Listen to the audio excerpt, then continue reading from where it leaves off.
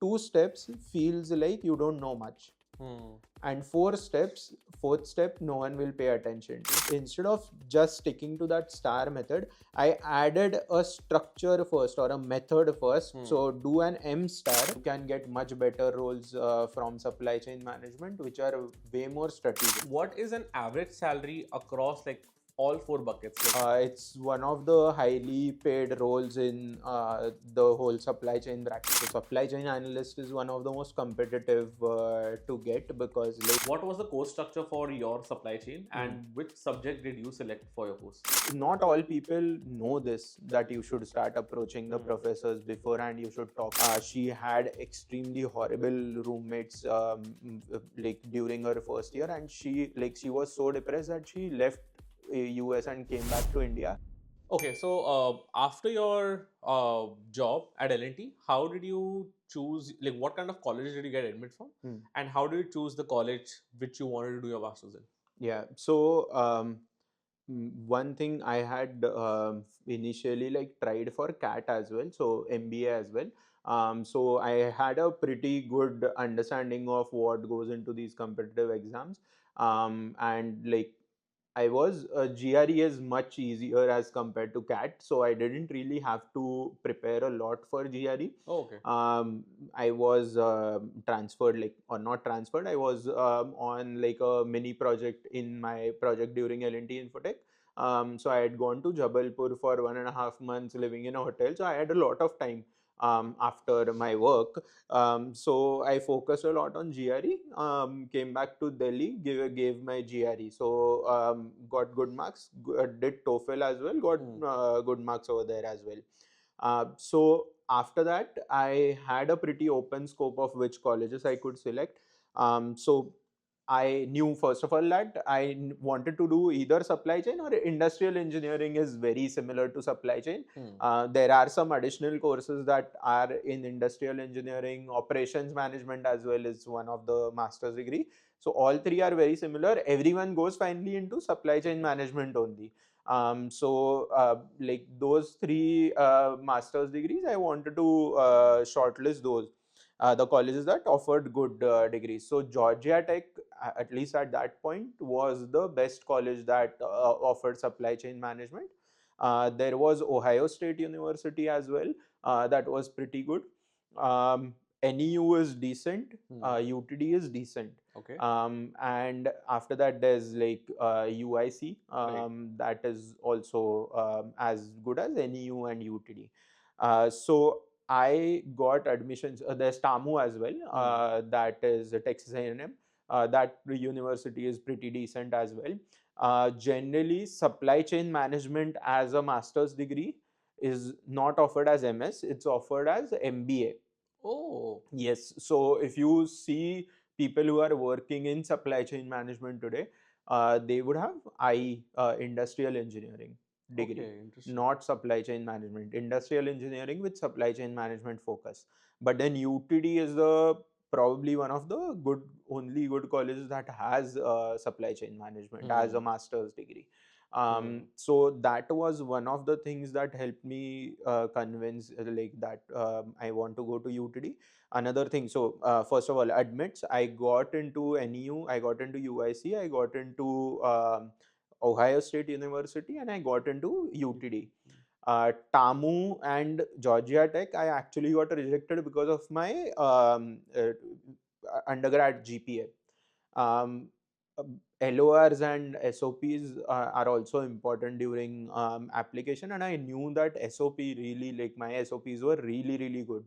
So I was pretty sure my GRE marks were good, TOEFL marks were good, and SOPs were good. LORs, of course, everyone's LORs are good. No one writes bad things in LOR. So all those four things were good. The only thing that I was not good at was the GPA. I think it was like in the lower threes at that time, and because of that, out of four. So because of that, I got rejected from Georgia Tech and TAMU. Georgia Tech was my dream college, and I was actually pretty certain that I would get it. I didn't know that GPA would play such a big role. So between NEU, I knew that the supply chain management course specifically for NU, or like the industrial engineering course at NU, is not the best one. Hmm. Okay. Or I think there's a business analytics course that focuses on industrial engineering, something like that. So it's not directly supply chain course, but the NU, that course is not the best. UIC's specific course was also not the best, Hmm. industrial engineering. So I had two options, UTD and Ohio State University. The thing was, as you are probably, like, I'm from a middle class Right. family, so I knew, like, my dad hadn't prepared at all for my master's degree, right? Hmm. So he had prepared only till my engineering, because I wasn't, like, I had never planned to do another degree after mechanical or after bachelor's. So he wasn't ready, so I knew that whatever financing I need to do is on my own, so whatever loan I can get, and that too I want a minimal loan. So Right. one thing one thing great that I had going, like, on my side, like, that I realize now, is that my dad always gave me examples of people who have done much better than me. Hmm. So he had told me about his friend's daughter who did a computer science master's degree in US, Hmm. and paid off her loan on graduation. So on the day of graduation, she had paid off all of her loan, Hmm. which was crazy, because everywhere we have heard that it takes 2-3 years at Correct. least after your master's degree to be at the 0 point, right? Right. Not be in a lot of debt. So because of that, I had that ideal, or Hmm. like I had that goal in my back of my mind. So because of that, when I got, so UTD is generally, like, if you get 109, 107, Hmm. um sorry In TOEFL, no, GRE, out of 340. 309. Right. So if you get around 309, 307 marks, you can get into UTD pretty easily. Hmm. And I had 329, something like that, 327 or 329, which was really, really good score for UTD. Hmm. So I got a scholarship very easily in UTD. Hmm. And scholarships in UTD. So I was in JSOM, Jindal School of Management, in UTD. They offer a 50% scholarship. So you get in-state tuition fee over there. Because of that, it was a very big value proposition for me. Hmm. It's for 1 year. You get the 50% scholarship for 1 year, first year. Um, so I decided that because the final cost between Ohio State University and UTD was much lower at UTD, I would go there. I applied for a scholarship at Ohio State as well. They gave me like $10,000 or something like Hmm. that, which was too low. I asked, like, yeah, so because of that, I took UTD. Right. The other thing that was really going my way was, one of my uncle Hmm. lives here, or used to live here, and he is extremely knowledgeable. He is, like, he's done MS, MBA, PhD, all three. Wow. So he is crazy good, and he is really good at guiding as well. Hmm. So I just, like, at that time, he was there in Mumbai for like a year or so. So I would just go to him Hmm. and just talk with him almost every day while I was applying for different Internships. colleges, Right. and how to go ahead with, like, different things over here. So I knew how to, like, get a TA ship as well. Oh. When before coming to US, like, I knew how to approach for a TA ship, Hmm. rather. So I was applying, or like I was talking with all the professors. So this is a pro tip, like, you have to start talking with professors of the universities that you have got like admissions from. Even if you haven't taken that admit, you if you have gotten the admits from a college, you should start talking with the professors over there Hmm. immediately, Hmm. and just bombard them with the emails, LinkedIn, whatever you can get. There will be program directors. There would be, like, guides as well in that Hmm. program. Generally, the guides would try to contact you to let you know that you have got admit and all. Just talk with them. Hmm. and see if there's a chance to get a TA-ship as well. Hmm. And that's where I understood that Ohio State University was very conservative in that sense. They told me that you come here and then we'll see what we can do. Right. Yeah, so before on campus, it's much more important to get a TA-ship, TA-ship, RA-ship, GA, whatever. So for people who don't know, graduate assistantship, research assistant, or teaching assistant. Hmm. Generally, teaching assistant is much more common. All the universities offer that. GA is generally reserved for your PhD students, and same with the research assistant as well. So it's much easier to get TA as compared to the other two. Hmm. But then it's still quite difficult because everyone wants that. Right. So only a few people get that kind of role. So like a pro tip for this is like to get a TA-ship or to have a good life in your master's degree is to start off with connecting with your professors as soon as you get the admits from your universities. Hmm. Even if you haven't accepted those admits, you should start talking with the professors immediately. Hmm. The reason is you will understand like what kind of scope is there for you to get these kind of roles, assistantship roles in that particular college. You can also talk about other scholarships that the college can offer, which are not like directly related to your admits. So those kind of things you can quite easily clarify, and it's not just the professors. You can talk with the dean, you can talk with the program director, you can talk with the generally there's a kind of guide for a program who will talk with you as soon as you get admit from the university.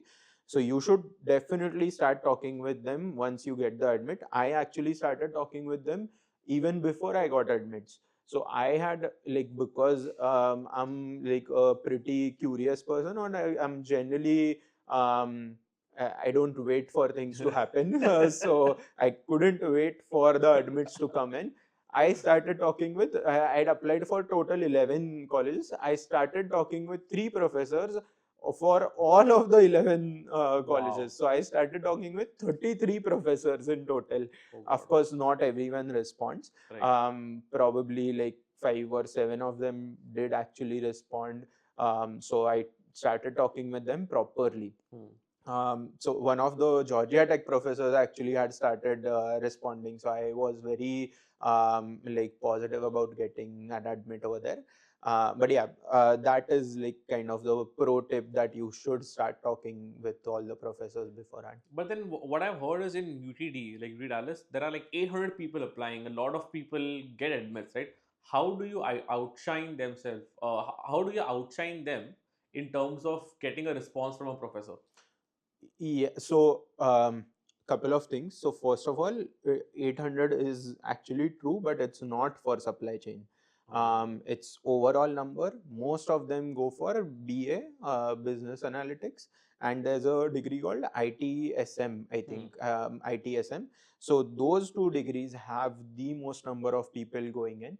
Supply chain is a decently sized class. It's generally like 80 to 100 people who get the admits, which is okay.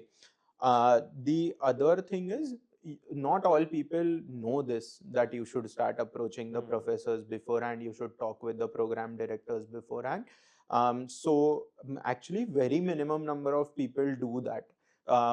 Everyone, because it's like kind of the Indian mindset, or once you like, what do you generally do when you crack an MBA exam or something like that? You get an admission and you are happy with it. Right. You don't really have to do much after that, right?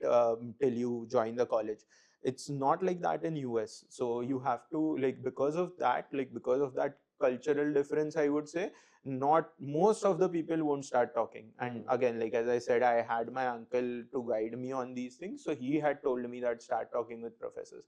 It also helps with selecting the courses once you join the university. So now, as you talk about selecting courses, right? Mhm. In masters, the concept is quite different, where you have like electives, you have like core courses. So, what was the course structure for your supply chain, Mm. and which subject did you select for your course? Yeah, so we had like 6 subjects, I think, that were mandatory. and then you could select 6 to 7, generally like maximum 8 or 9 subjects that you could do, like you could select by yourself. The university had like 4 different streams, or like kind of focus areas, they used to call it, not major. It used to be called focus areas that they had plotted for us, where you could select certain set of courses, and you would be it won't show up in your degree, but you just had more knowledge of that particular focus course. So in that, I did a balanced approach. I did not want to. So first of all, those 4 focuses, and generally, like when you are doing a supply chain management degree, you should know this. The 4 areas where you can work after your supply chain management are operations, Okay. um, purchasing or sourcing, logistics, and analytics. Okay. Supply chain analytics. Supply chain analytics is what business analysts do as well. It's very similar to that. So those 4 focus areas were there. I wasn't sure of what to do after my supply chain management degree, and it's very difficult to do like focus on a particular area at that point of time, because like as an international student, your focus is on getting a job, Right. wherever you can get it. Right. You shouldn't be selective. That is like one of the things I focus on very much when I'm guiding newcomers. You should not concentrate on just getting one kind of role.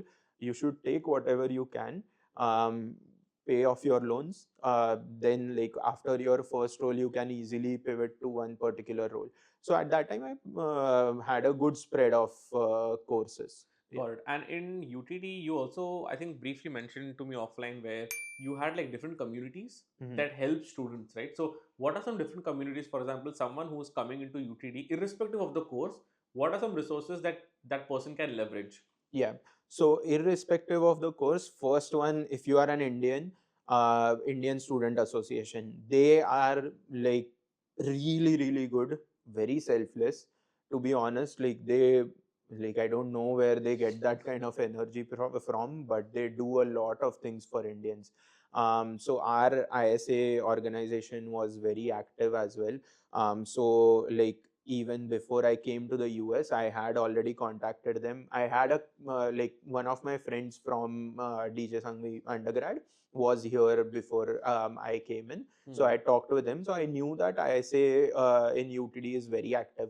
So I started talking with them. They had arranged for our like transportation. Once you get to the US, they would arrange for our transportation. So they would pick us up and they would drop us at our apartment complexes.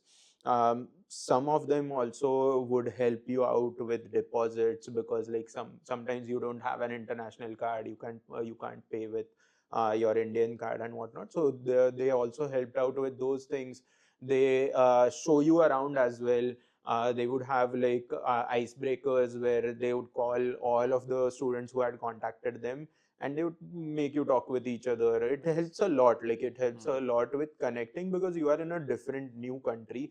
You don't Most of the students that come here don't know a lot of people here, right? So you feel a lot like alone when you are coming. I was blessed in that way because I came with 7 more people, actually more than that, 9 more people I knew already. Again, like our university, as you know, our undergrad college is famous for people coming for master's degree. So out of the 9 people, 7 were from our college only. So I knew them already, or like my friend's friend, something like that. So I knew them already, and others were from L&T Infotech as well. So I knew them as well. So I had that privilege while coming, but generally people are alone, especially if you are outside of engineering, which like my brother is, who recently came to the US. He struggled a lot with having connections like before coming to the US. So in that way, ISA helps a lot, because you get into a group. They make a group of people who are coming at the same time from the same place as well. So when you're coming, you already know that, okay, this guy is going to be in my flight. I'll talk with him when I meet him, or this girl is going to be. So you can connect with a lot of people through that. The only disadvantage of that is you only talk with Indians. Okay. Yeah, so if you want to connect with others, there are other groups. Once you reach the US, once you reach your university, you can join the other groups to start talking with non-Indians. I think one thing you mentioned, which is important, is when you leave India, you're quite alone here. Yeah. And ISA helps you remove that loneliness. Now, to that point, can you briefly touch upon how important are roommates in terms of your masters? Because that's the first thing that you do.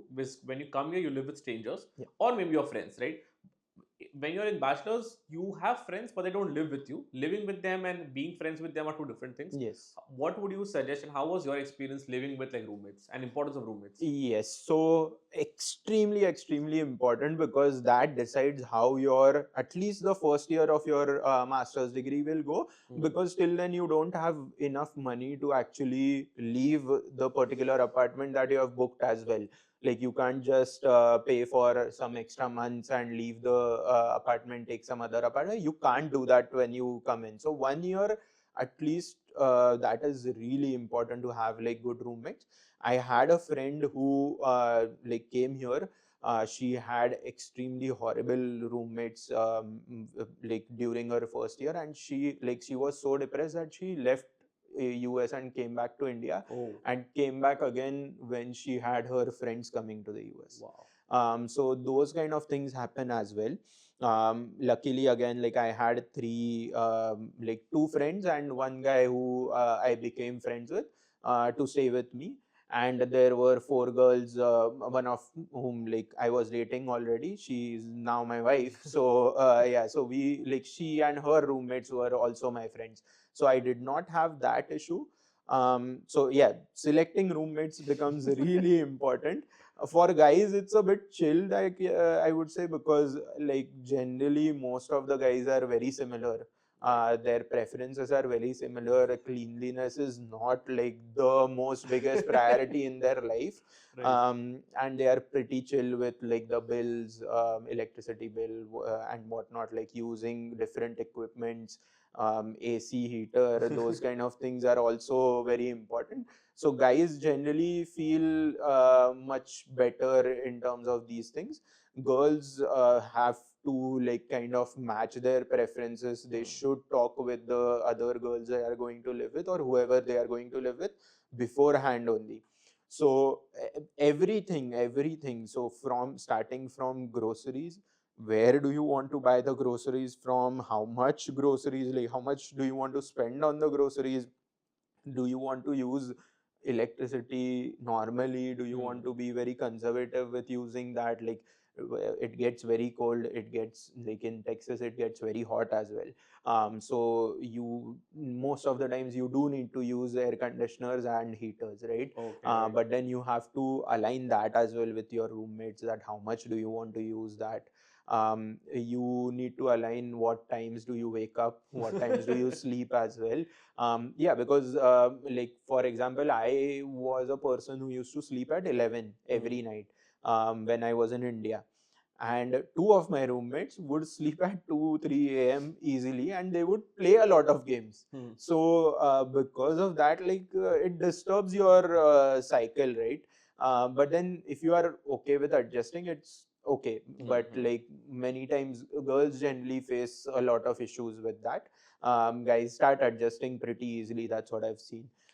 So yeah, those kind of things as well, very minute things that you would never think about before coming to the US, would be very important for you, and you have to align those things before you come in. Veg, non-veg, smoking, drinking, these are also really important. So those are like the primary first filter that you should use. So at the beginning itself, when you are posting your thing that you want a roommate or anything, you should first say that you are vegetarian or non-vegetarian. Are you okay with your friends, like roommates, being vegetarian, non-vegetarian? And then like your smoking and drinking preferences as well. not like which drink you want Oh. or anything. Do you drink and are you comfortable with others drinking or not, and partying as well, because most of the times everyone that is coming to the US, it's the first time that they are living alone, so everyone goes crazy. Crazy, right? So it can mess up a lot of things. And I have had roommates that were good, that like have become my family. I have had a roommate that was the worst. Yeah, like I've the only time I've ever shouted so loud in my life has been with that roommate. So it can happen. And of course after that as well, I was very conservative, as you Right. know. Once I moved from Dallas Dallas. to New Jersey, I was very conservative. Because of that, I had a really bad experience. So I lived here 1 year by myself, Right. paying $2,200, which was really crazy. I used to pay $350 in Dallas per month rent, and here I paid 2,200. But after that, of course, we lived together Right. for 1 year, and then I had a really horrible experience with you as well. So I moved out. Yeah, because Ria came between our lives. But anyways, okay. And you also briefly. So I think what you're saying is roommate matching is as important as your partner matching as well, Yeah. because like there are two times in life where matching is Yeah, important. for One is sure. partner Yeah. and one is roommate. Yeah, Okay, yeah. got It's it. the same, I would say. It's the same. You have to think about everything that you think of your partner about. You have to exactly implement all of those things when you are selecting a roommate. Yeah. Got it. Interesting. And you also briefly touched upon like the TA ship, right? So now coming back to the point where you've come to UTD and you're doing a master's, there are a couple of ways in which you can earn money. One is like say TA ship, one is on Yeah. campus internships and career fairs, right? Can you walk us through different types of ways that someone can earn money and how to approach that? Yeah. So first, off campus is not legal in US. Avoid that as much as possible. Okay, it's not a great way to earn money over here. You risk a lot when you are doing off campus, so try not to do off campus as much as possible.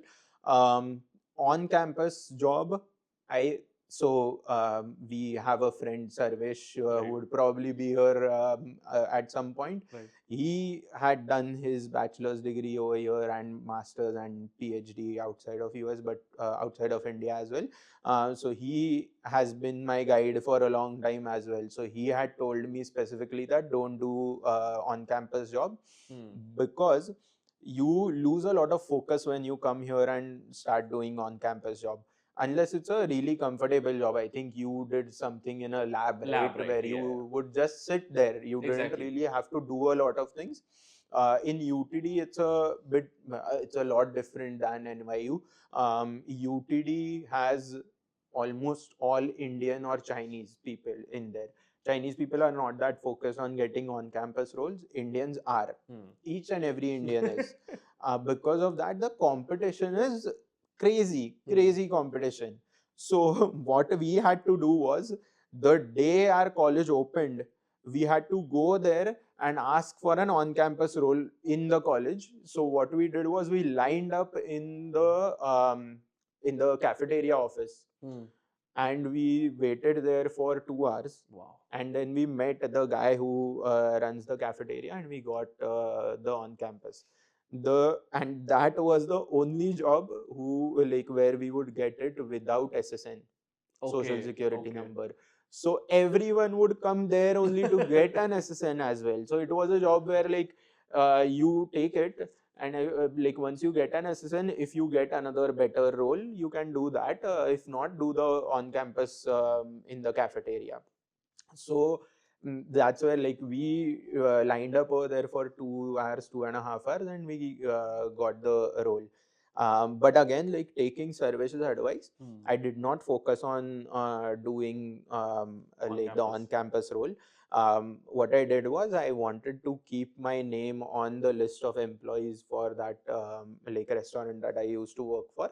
But I did not want to do too much. So again, like I'm pretty generally like very talkative, very friendly. So I made friends with the manager Okay. of that particular restaurant, and I told him that I'm not going to work for more than 2 hours every week. Yeah, which like the limit is 20 hours, and all of my friends were doing 20 hours per week. So I told him that I won't do more than 2 hours, but because we became friends, he would put me in the list whenever I would ask him. Like I had told him that just call me up whenever you have 2 hour slot, I'll just come in. So he would generally have a 2 hour slot just before my lecture for like the master's degree. And I was happy with that. So because of that, what happened was I could very much focus on my like on getting the next good gig that we could. So next good gig as in lab role, that can be one. We had very few lab roles, and most of them would go to business analytics masters. And business analytics, again, like it's not easy to get it because there's like 500 600 people, ITSM and business analytics. So those guys would like 600 people would fight for 10 roles, maybe 20 roles, right? So they would also not get it that easily, and then we were not even considered for those roles. So I knew that. So you, first of all, you do this kind of analysis, which roles can you apply for, which roles is the like have the probability of you getting those roles, and then shortlist the roles which like you would want to actually work on without any stress, Right. without any stress of like exhausting yourself. um, and then like basically because I understood that this like restaurant role was the only one that I could actually get that easily, the next best thing or like the really good thing was getting a TA, Right. teaching assistant. So I completely focused on getting a TA ship at the start of my like master's degree Semester. itself. So what I did was like I did a couple of things. So first of all, first semester, and generally like some of the colleges have ruled that for 1 year they won't give you TA-ship. So for Right. second semester as well, score 4 on 4. Okay, so your GPA has to be 4 on 4. If you go below that, at least you should have 4 on 4 in particular, like most of the courses that you take. Talk with your program director. So immediately you have to act like you do not have any money, right? So you are on a loan. These guys know that like you have to make it very clear that you are on a loan. Your mom and dad don't have any money. You can't spend anything over here. You need to get some kind of good role that pays well. But you are very focused, very like interested in learning supply chain management, because if you are not like if you don't show that, they'll just tell you to take an on-campus role, Right. which you don't want to do. So that is what I exactly did, and make really good connections with your professors. And how to do it: be attentive in your class, in your lectures, ask a lot of questions, meet them after the lecture as well, meet them at office hours as well. So I like all of the professors knew me by my first name. Like they would really know me properly, especially the first semester professors. So that's how I dealt with it. Again, like because we weren't allowed to get TA ships in the first year, I didn't get the TA ship in the second semester itself. I got it in the third semester though. And the benefits of TA ship, especially for UTD, I've seen that like the benefits of TA ships are very different Right. across the different universities. But for for UTD, you get at my time, at least now 3.5 years ago, you would get $1,200 per month, around $1,200 per month, and you would get in-state tuition fee. Oh. So I mentioned to you that UTD, the first scholarship that I got was only for 1 year. Correct. So this was my next plan. A second year would be through TA ship. So again, half the fees for second year. Interesting. So that's how I ended up only spending 30 lakh rupees or 35 lakh rupees, somewhere around that, throughout the 2 years that I did my master's in. And generally, like it would go, UTD is a pretty expensive university. I've told you this, that like it's comparable to NYU. NYU, right. But NYU, like your on-campus roles also used to give you $17, Good money, yeah. $18, more than that as well. Right. Ours used to give us $8.50. Maybe now it's Hmm. $9 per hour. So you wouldn't earn a lot in UTD, but then you had to spend a lot. Hmm. So because of that, this scholarship was really important for me. So my friends have ended up spending like 50, 45, 50 lakh rupees plus as well, above that as well. And like I ended up spending around 30, 35 lakhs. So it was almost half of what they spent. Got it. So I think what like the two points you mentioned is which help you is not focusing on short term but focusing on long term. Yes. So if you had focused on short term, you wouldn't have gotten or you wouldn't have been prepared for TA-ship. But TA-ship actually helped you lower your fees, and that was much more as compared to what you'd have gotten like working on campus, right? Yes. That's one thing. Second thing I think that comes into your story is like networking, talking to people, and making good connections. That has helped you in a lot of ways in terms of getting good timings for your on campus, in terms of getting the TA-ship, and also like you have to be in front of your teachers more often Yes. so that they know your face and your name, and hence when the time comes for favors you can easily ask favors from them. Yes, and you have to be like very extroverted. You have to talk with anyone and everyone that you see. Hmm. Your seniors will help you out at some point of time in the next 2 to 3 years that you are doing that master's degree for. And later, after graduation as well, your professors will help you out at some point of time. Your program director will help you out. Your program guide will help you out. Hmm. So you have to be very extroverted. And the other thing, yes, so one of the misconceptions while like coming for masters from India is that you will be doing same thing as you did in bachelor's degree just for 2 years, Right. right? Basically you would be spoon fed a lot of things. Hmm. You will get an on like you once you are done with the spoon feeding, you will get like companies that are coming to campus for recruitment. You Right. will get a role from there and you are done. So um, that is not at all true. Hmm. You have to like if you want to learn, you have to go like you have to show that you want to learn. Have to put a step ahead and you have to be better than everyone around you Hmm. to actually learn new things. And that is where like talking with the professors, Hmm. talking with everyone else plays a really big role. Talking with your seniors as well plays a really big Big role. role. Okay, and then if we speak about let's say career fair, internship, and full time, how should one approach those three items? Um, so in for UTD specifically, I'm talking about UTD. Career fairs didn't really help. Hmm. They are not at all like the campus placements that we have during undergrad.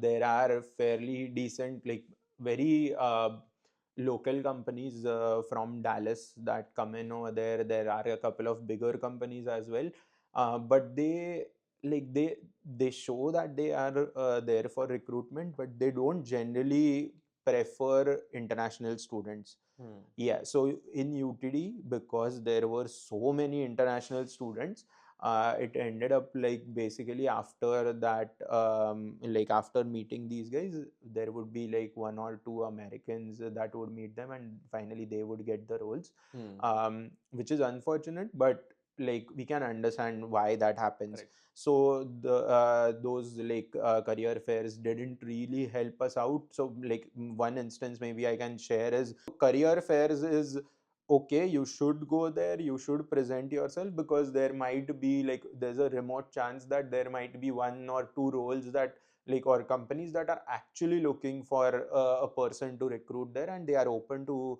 hiring internationals as well, and you might get it. Correct. So never give up any chance Hmm. when you are in US, any chance. Might It might be career fairs, it might be some organizations that like that are there in your college, but they have like a larger group of people outside of the university as well that work or that are associated with that organization. They organize their career fairs as well. They organize just like meetups every now and then as well. Go there because they Hmm. also like they are many of them are professionals, so they talk amongst themselves, and when they see you, if you are like kind of charismatic or you get their attention, they can also offer things to you. So one thing that that really helped me out in getting a full-time gig was a project that I did for one of the organizations, logistics organizations, that was like not even in our university. That was like professionals organization. So one of them offered me a project that was for his company. So Oh, he owned the company, so it was a very small startup, but he offered a project for that particular startup to me, and I did that project. I gained a lot of skills in Excel, which plays a big part in most of the roles, I would say, wow. especially in supply chain management. So if you go into analytics, it plays a huge role because most of the US companies still operate on Excel. So I Hmm. got a lot of knowledge about VBA and macros, Hmm. which is the coding Correct. part of Excel. So and that project I put in my resume, and because of that I landed an internship as well. Interesting. And I actually did it. It Hmm. wasn't faking a project, Correct. like because most of the people actually fake these projects, because like not a lot of people land these kind of projects, these kind of gigs in their first year of masters, right? Hmm. You don't really have a lot of experience, so no one gives you that kind of role. So during their internship interviews, they just fake it. And Right. when you are faking it, you can see that, like the Easily. Yeah. interviewer can see that you're faking it. So it really helped me out because I did that project thoroughly. Hmm. I actually learned VBA and macros at that point. So and I of course had SAP experience, Right. which helped as well. So those two things actually really helped me out with getting an internship. Internship. And in terms of like full time, how did you approach full time? Because if career fairs are difficult to get because of like international visas and stuff, did internship help, or how did you approach or get a full time job? Yeah, so getting an internship and getting a full-time role are pretty similar for supply chain people, because many companies, like they don't the interns, they don't treat you as like interns who don't know anything, you Hmm. can't do anything kind of a thing. They treat you as a base level analyst. Okay. So because of that, getting an internship in most of the companies is as difficult as getting a, full-time role. Hmm. So like both the instances, you have to first of all leverage your previous experiences, and you have to apply a lot. Okay. Most of the people get very discouraged when they apply for 100 internships, 100 Hmm. full-time roles, and don't get a call. 100 is nothing. Yeah, you have to apply for thousands of roles, I would say. Yes. So I used to have a target of 100 role job applications daily. So, and after that, like even for internship, I started applying as soon as I went to the US. So I came to the university. First thing I did was I updated my resume, because I Hmm. knew that our resumes are not at all what are suitable to apply over here. I started preparing for my interviews. There's like an organization, or like a what do you call it, like Website. no, in our college Hmm. they have a department, Community tab. yeah, no, department Department. Okay. for communication. Oh. And they specifically teach you how to tackle interviews, how to write your resume, and what to say, like your whatever you want to say during your interviews. So they help you prepare a lot. So Hmm. that was the first thing that I did, when no one actually does that. So most of Hmm. the people start worrying about internships in like end of the first semester. So November December period, most of the people, I would say, in supply chain management, I know computer science people actually start applying pretty early, but Right. for supply chain, because most of the roles open in February March. Oh, okay. Yeah, so during the spring semester. So because of that, most of the people start worrying about these things in November December period, maybe a bit earlier than that, Hmm. October. But then I came in August, like July, and I came in August itself. I prepared my resume. I had my first iteration of proper resume that Hmm. could be used to apply for roles, and I had prepared for my interviews as well. I kept on like applying. First of all, starting September, I think most of Right. some of the roles start coming up. Most of those roles are for spring, which are not applicable for us. We have to complete 2 years or 2 semesters of full points, Correct. so full credits. So I still applied for those roles, because if you get an interview, if you crack that interview, one thing is you get the experience, and the Right. other thing is you can ask them to push it by one Defer. semester, Right. which they are maybe like most of the times comfortable with. Correct. So I started applying for those roles. I kept on reiterating my resume. Hmm. So I what I used to do was, for a month, if I'm not getting calls, I would completely scrap my previous resume and make a new one. I knew the basic format of it, but I would scrap the resume and make a new one. Hmm. The reason behind this is, if you just change the first resume, you will always stick to that basic structure of writing the Hmm. points that you wanted to write, or basic points that you have included from your previous experiences. You will stick to that. You will just change the language a bit, tweak the Correct. language a bit, which might not be useful all the time, right? You might be missing one of the points that you had worked on previously, that Hmm. you haven't mentioned in your resume. Because of that, I would scrap the complete resume within 1 month Hmm. and make a new one. And within that month also, if I'm not getting if I'm getting continuous rejections, Right. I would just change basic tweakings. I would Hmm. do every week. So every week I was Wow. making new Okay. resumes. Hmm. Yeah. So and every month I would completely make a new resume from scratch. And the other thing was, I would not follow the format that was given to me by the business communications department of which used to make the resumes. Right. I would only use their style, so I Hmm. would understand what language they use, how they put their headers and all of that. But I would make my own template.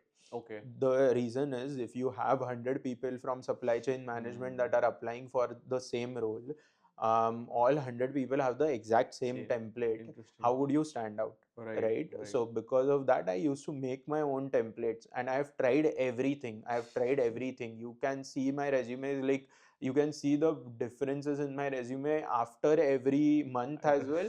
And now versus 3 years back, you would go crazy when you would see my resume, the first resume that I had made. Right. Even with the same experience, if I put the same things in. Hmm. So yeah, I did that a lot, and I applied a lot.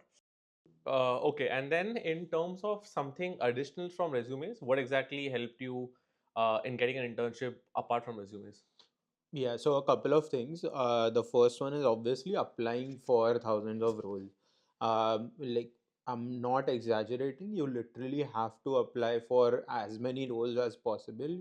That would really help you to at least have a chance, because ask anyone, getting internships is generally based on luck. Hmm. Like, at least getting shortlisted for a resume, for an interview, is based on luck. So to max out your luck, you have to max out on applying for different roles. So one was that. The other thing was, one of my seniors actually was working for Johnson and Johnson when I got the Johnson and Johnson internship. So first of all, I got three different internships Oh. during my second year. So first was for Lucid Motors, Mm-hmm. which is now pretty well known, one of the EV companies, luxury EV companies. So they my master's degree was second year, or rather second semester was during COVID. Hmm. So third semester was at the peak of COVID, and May was also at the peak of COVID, right? So because of that, Lucid Motors cancelled their internship. But luckily, I had another internship as well, which was Sonos. So Hmm. both of these internships were by myself, just applying and doing well at the interviews. Sonos is the speaker audio manufacturer company, and they are not doing pretty good now, but they were a good. They had a good potential back then. So I did that internship. They allowed me to do remote internship from Dallas itself. The company is based in Boston, but I did it for 2.5 something months. Okay. And after that, Johnson and Johnson, which was like my real proper internship. So Sonos was like they treated me as an intern. Okay. So they would give me like certain set of projects. They would just give it to me in my hand, and I had to do specific steps on those projects and be done. Hmm. But Johnson and Johnson was like a proper analyst kind of a role where you had to uh, they would give you one basic task, but then you would have to find out new projects for yourself. Okay. So you had to network a lot with different people and all of that. So that particular internship, one of my seniors from UTD was actually already working over there. And because I was connecting a lot with a lot of different people, I knew that guy. And once I got to know that it's in the same team, the internship that I'm applying for is in the same team as he is working. I called him up. I asked him completely about what will be asked in the interview. What are they expecting from me? What are their expectations in the role as well? Hmm. So those three things were enough for me to prepare for that internship, and I told him that just recommend me because you know me already. Right. Just recommend me to your manager, and we should be good. I had a quick interview, and because he was, and first thing was he was doing really really well in that internship. Hmm. So Johnson and Johnson till then all the teams generally prefer the northeast, the colleges in the northeast region of US. Okay. So New Jersey, New York, Boston, the colleges based here, they would prefer students from there. This guy somehow landed that internship, and because he did so well in that internship, the team just changed their pattern and they said that we'll only take people from UTD from now. Wow. Yeah. So because of that, I got a like entry, and then like my interview skills were generally pretty good, Hmm. and so I landed my third internship. This particular internship was there for 9 months as well. Hmm. So I had to do one thing. So every student that comes into US has to also should also find out how many days their college allows them to do an internship. Okay. Because many colleges, I think NEU does that, like where you are only allowed to do your internship in summer. Right. So it's barely for 2.5 months. Now Johnson and Johnson wants their people to do a co-op, which is a much bigger Hmm. tenure than internship. So it is for 9 months. And 9 months, if you start in May, you can complete 9 months within the 2 year time period of your master's degree. But because my internship was fall internship, Hmm. which started in September, Okay. sometime in September, I had to do it for 9 months, which was even after, like, supposed to be even after my graduation if I did only four semesters. Semesters. So I actually did a fifth semester as well just to continue my internship. Hmm. Plus, like, because my college allowed to do me 364 do a 364 days internship. That's why I was able to do this internship as well, because I had worked for Sonos for 2.5 months and then this 9 month internship. So I was working for 11 and a half months out of the 364 days, So like you can almost study two and you years. can do an internship at the same Yes, time. yeah. So there's something called reduced coursework. Hmm. So you can take, you are allowed to, like, by USCIS and government, basically you are allowed to take two semesters with reduced coursework, Okay. which is credits, I think, three Hmm. or four credits, something like that. So I did that for 2 semesters, and then like the last semester I took courses where like I didn't really have to study at all. So I completed, I probably did 36 credits was minimum for us to graduate. I did 40, 42, something like that credits, so that I could work extra. Oh, interesting. So, like, that's the internship, right? Now, for your full time, did that internship get converted to full time, or how does that internship to full time conversion happen usually? Yeah, so in normal cases, when you like when any student is looking for a full-time gig, the easiest way to get a full-time gig is through your internship. Hmm. Convert your internship, do your best during the internship, take a full-time. But the thing was, in my case, my team wasn't looking for a full-time role because they had very small number of like team members. I think it was a three member team, and the third member was a girl working with me who Hmm. was also in UTD. She joined the internship 3 months before I did, but then she was a citizen, so Hmm. they she could convert it while Much doing her easily. masters as well. Right. While I wasn't allowed to do that, right? We Correct. we can't do full time job during our masters, so I couldn't do that. So she got that role. So till I completed my internship, they didn't have any role. Hmm. So I was actually because I had done a good work, a good job in the internship, I knew that my manager would recommend me anywhere. So I started applying internally in Johnson and Johnson wherever I could. While you're doing internship. At the end of my At the end of, internship, okay. yeah. So maybe 3 months were left with my internship, and I started applying, and I got a call from the consumer department. So this was from the internship was in Janssen, which is the pharmaceutical unit of our of Johnson and Johnson. I got a call from consumer unit. Okay. So first, Johnson and Johnson doesn't sponsor H1Bs. Correct. Um, that easily, at least they do it for some IT and tech roles, but non-tech they don't sponsor it. So I was very lucky, they had opened that role 3 months before. Hmm. They could not hire anyone, so they did three. So basically Johnson and Johnson only opens a role for some 20 days. Hmm. Okay, so if they had it open for 3 months, that means they had opened it thrice.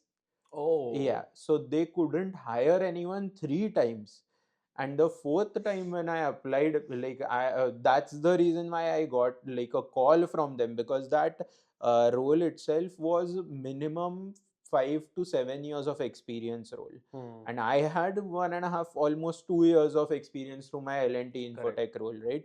And even with the internship, my full like experience was 2.5 years only, so there was no possibility of me getting that call. But then I was very lucky because of this, like they couldn't hire anyone, that's why they called me up. And once they called me up, I was like generally very confident during my interviews. Hmm. I know how to crack the interviews. Again, star method is really important, storytelling is really important Hmm. um, in supply chain. So did that and got the final role. So then, in terms of like careers after supply chain, what are some different types of roles that people get Mhm. in supply chain? Yeah. So initially, when I told you about UTD, Hmm. supply chain management at UTD, I told you that there's four focus areas in Correct. UTD, right? It's exactly the same when you're applying for the jobs as well. Okay. They have done that pretty well. So operations, Hmm. which includes like supply planning, demand planning, risk management, disruption management roles. So material supply management roles, that's basically risk management only. So those kind of roles fall under operations. Hmm. Then you have logistics, Okay. which has transportation and warehousing Hmm. mainly. The third one is analytics. Okay. So supply chain analyst roles generally. Business analyst can apply for that as well. So supply chain analyst is one of the most competitive to get, because like IT people will many also come, right? department, yeah, Hmm. many departments can apply for that. Many majors can apply for that. And the fourth one is sourcing. Hmm. So sourcing, purchasing, procurement, buyer, all of these are the same Same. things Okay. only. It's just like the naming conventions that different companies use, because this is one of the big debates when you start off master's degree. You don't know what to call what. Like Okay. yeah, because different people call it different things. So sourcing, procurement, purchasing are the exact same things. Generally, purchasing, when you call it purchasing, it's or a buying role, you refer to it when it's less strategic, very less Okay. strategic. It's actually placing purchase orders, when to place them and how to place them. That's the only thing. But when you are talking about procurement or sourcing, it's more strategic. So negotiations and like contracts, those kind of things are So involved in then, where does your role right now come into one of those four umbrellas, and it. where do you work right now? Yeah, so purchasing. I work as a global category manager. So category manager is also one of the things that they call a sourcing manager Okay. Hmm. as. So as a global category manager, I have around $100 million of spend under me, and I have alcohol, solvents, and silicones, which are like types of chemicals that go into our finished goods. Right. So in that, so mainly it is actually quite difficult to get into sourcing in general. Okay. I'll tell you the reason. So with logistics, with operations, you manage operations, like generally you manage physical movements, those kind of things which you can easily understand when you, like when someone explains you, or Hmm. because you can see it or you can imagine it, right? And you don't touch money as such, Okay. Right. right? There's not a lot of monetary dependence on you. Like if you don't do your thing properly, then it's not like the company Revenue would impact. lose Hmm. millions of dollars or something like that. But in sourcing, as I said, like I'm handling $100 million of spend. The $100 million of spend is very much dependent on how I perform in my role. So Hmm. if I don't perform well in my role, next year I might be spending $110 million on that instead of $100 million, even though the market says that you should be spending less than $100 million. Oh. Okay. So because like I am the one deciding at what price a particular material should be bought and from where that material should be bought.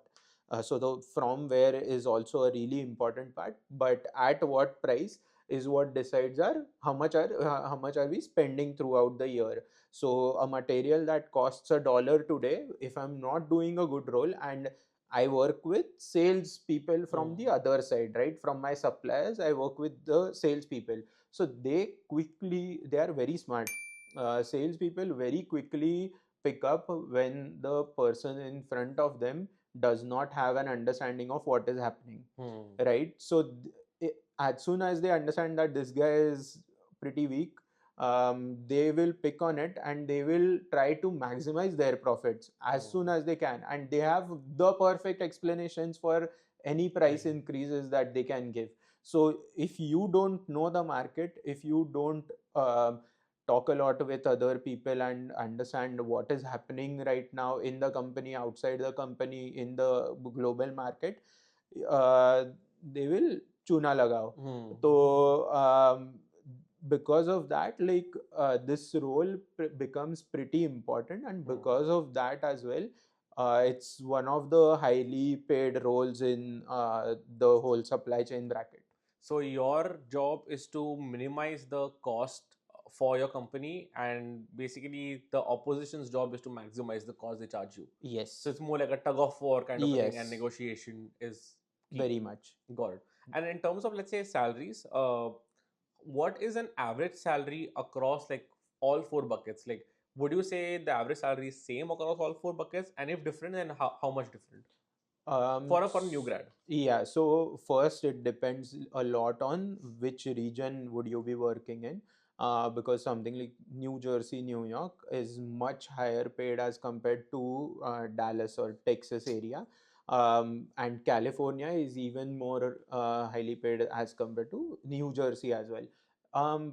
Not a lot, but it's more generally more than New Jersey because the costs differ a lot.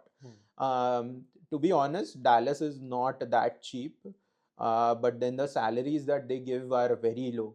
Hmm. So, and according to the four focus areas, I would say generally logistics falls like at the bottom of these four. Um, I would say next is operations. Okay.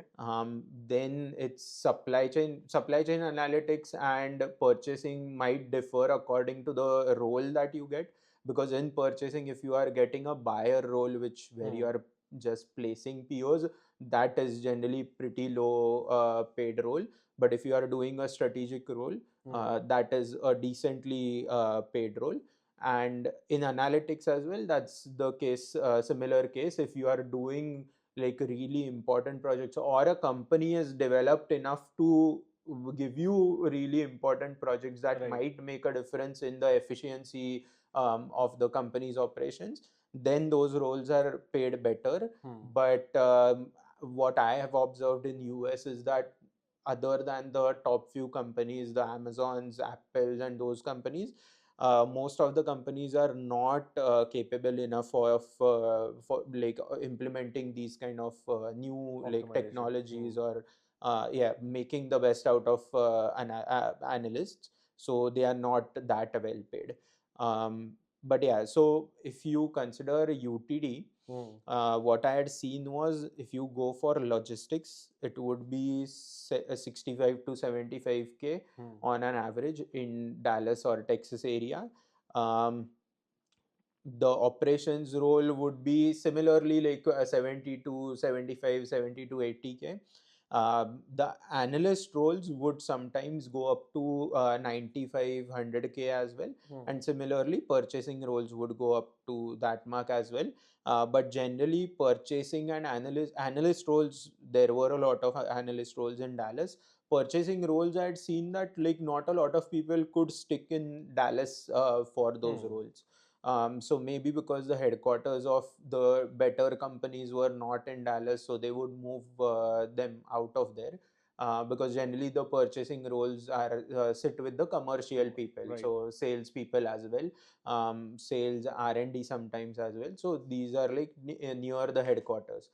Because of that, most of the roles were focused in California or New New Jersey, New Jersey. York. Yeah. Got it. And one last question. So, what are some myths that people about supply chain? For example, people think that supply chain is X, but it's actually not X, it's Y. So, what are some things that got busted for you when you did your master's? Yeah, so I would say generally the misconception is that you would do a very, very basic role when you do supply chain management, like you are just, as I said, placing POs, or like you are just controlling when a truck should go out of your warehouse or should come to your warehouse. Those are like very basic roles, which like if you don't have any experience at all, if you weren't that great at like being more strategic thinker, those kind of roles would, like you might get those roles to start with. But that is not the like basic role that you can get out of there, or like the general role that you can get out of there. You can get much better roles from supply chain management, which are way more strategic.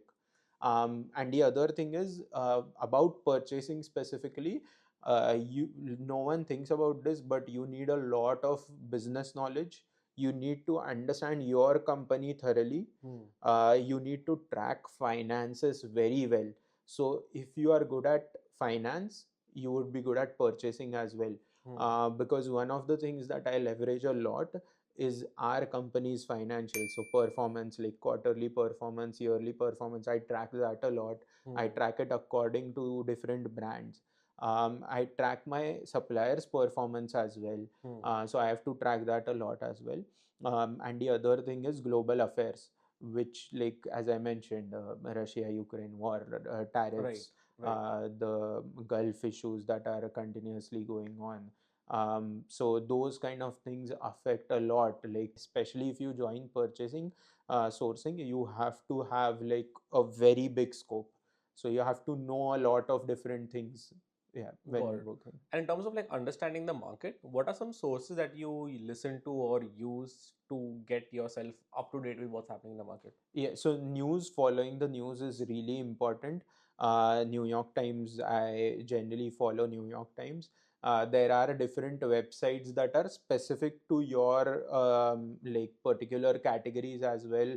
So I also buy alcohol, as I said. So for alcohol, I track corn futures. Okay. corn as in the corn crop futures. I follow crude oil prices, naphtha prices as well. So those kind of things really affect it, but those are very specific things. So Right. the general perspective would be you should follow the news all the time.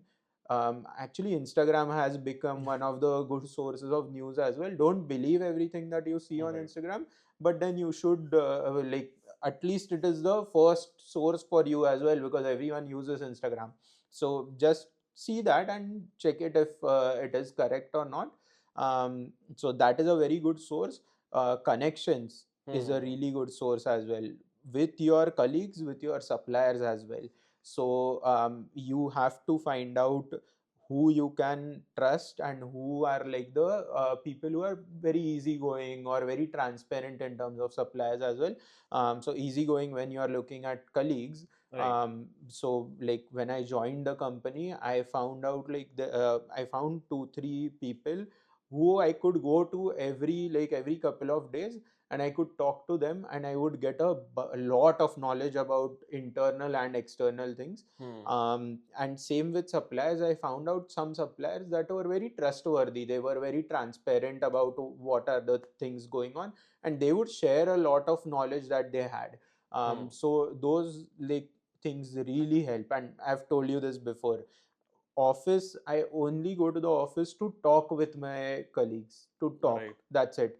I go to my office, I sit with each of my, now they are friends of course, for half an hour, each of them, and talk about what is going on with them, Hmm. general things, and they will give you a lot of knowledge, because Hmm. everyone has different categories, so Right. they follow different news as well. Interesting. So I think there are a few things that I think Rutwij shared in this podcast. I think one was more like being extrovert, talking to more people. Uh, the more people you talk to, the more information you get. Also, I think the second thing that he specifically mentioned is like trying a lot and applying a lot, which increases your chances of luck. Luck is more like a probability game. So the more options you have out in front, the higher the probability of you being lucky. In terms of, let's say, resumes, right? As Rutwij mentioned, he had like monthly resume updates, which kind of helped him understand what worked, what didn't work. It's more like A/B testing. And the third item he mentioned was thinking it more like a chess game, where he always thought like 10 steps ahead. So when people are thinking about what courses to select, he thought about how to update my resume to apply for internships. When people are thinking about, okay, how do I book a ticket to my flight ticket to my university, he was basically emailing those professors to get a TA-ship. So I think he was always thinking 1 year in advance what he wants to do and trying to implement that before, which is how he stayed always in front of the game. So I think thanks Rutwij for giving us that good advice.